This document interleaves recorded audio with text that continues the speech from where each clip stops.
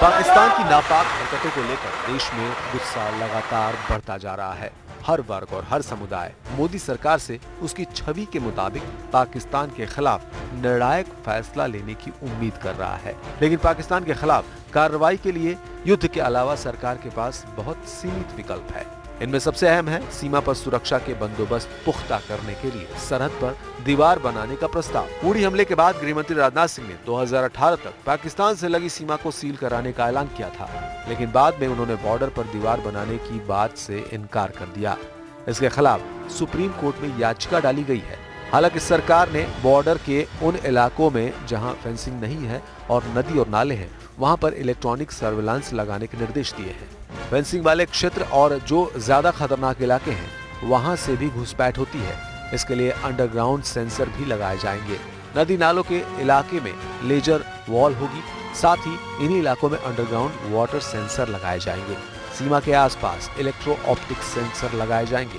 घुसपैठ रोकने के लिए माइक्रो एरोस्टेट बैलून भी लगाए जाएंगे, लेकिन ये स्पष्ट नहीं है कि इसके लिए कोई समय सीमा निर्धारित भी की गई है। सीधी लड़ाई को टालने के लिए कूटनीतिक विकल्प भी सरकार के पास मौजूद है, जिनमें से एक पाकिस्तान को आतंकी देश घोषित करना। सरकार पाकिस्तान को आतंकी राष्ट्र घोषित करने, उसे अलग थलग करने का अभियान चला सकती है। भारत के पास पाकिस्तान से मोस्ट फेवर्ड नेशन का दर्जा छीनने का भी विकल्प खुला है। पाकिस्तान को आर्थिक रूप से चोट पहुंचाने के लिए भारत से व्यापार और वीजा पर रोक लगाकर भी उसे सबक सिखाया जा सकता है। पाकिस्तान के छद्म युद्ध का जवाब भी उसी की भाषा में देने का भी रास्ता भारत के पास है।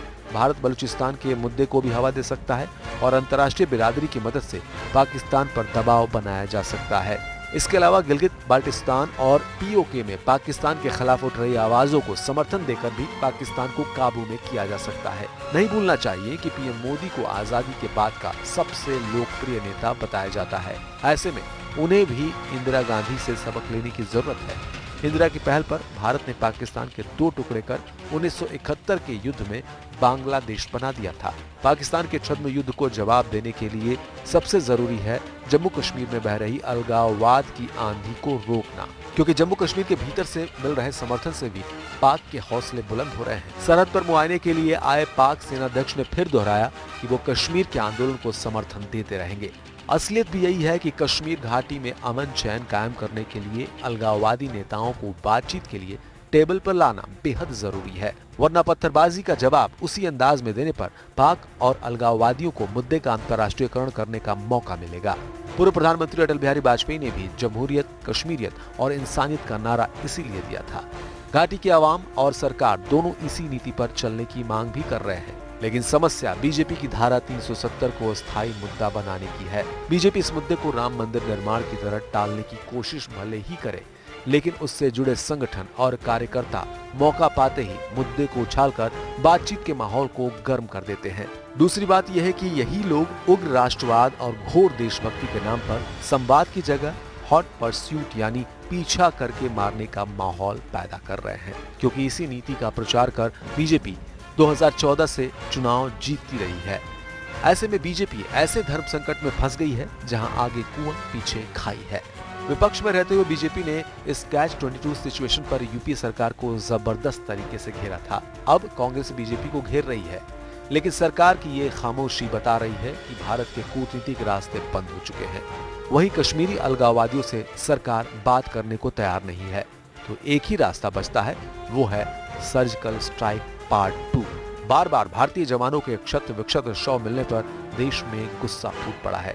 ऐसे में सरकार के पास सांत्वना देने के अलावा कोई और विकल्प बचा भी नहीं है। दरअसल बीजेपी की अपनी नीतियां ही इन हालात के लिए जिम्मेदार हैं। इसके लिए उसे अपनी नीतियों और उनके अमल के तरीके बदलने होंगे। एक नहीं बल्कि कई इलाज एक साथ चलाने होंगे। साथ ही इसके लिए राजनीतिक इच्छा शक्ति की जरूरत है, क्योंकि अगर इरादे साफ न हुए तो सरकार सर्जिकल स्ट्राइक के विकल्प को राजनीतिक हित में इस्तेमाल कर सकती है, और इसके लिए सही वक्त कौन सा होगा ये वो तय करेगी। अंशुमान त्रिपाठी के साथ अमित यादव, एपीएन।